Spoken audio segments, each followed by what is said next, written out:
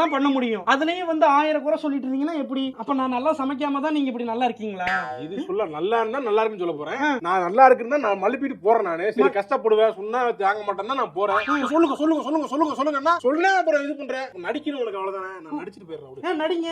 ஏங்க அப்படி நடிச்சு நீங்க நல்லா நாளைக்கு ஒரு அஃபேர் வச்சுக்கிட்டு வந்து என் முன்னாடி நல்லா பல்ல கட்டி சிரிச்சு அன்பா இருக்க மாதிரி நடிப்பீங்க. அதெல்லாம் நான் என்ன சொல்லுங்க. அப்ப நாளைக்கு சுந்தர்சி சாரே அந்த அரண்மனை பைய எடுக்கறேன்னா அதுல போய் நடிப்பீங்களா?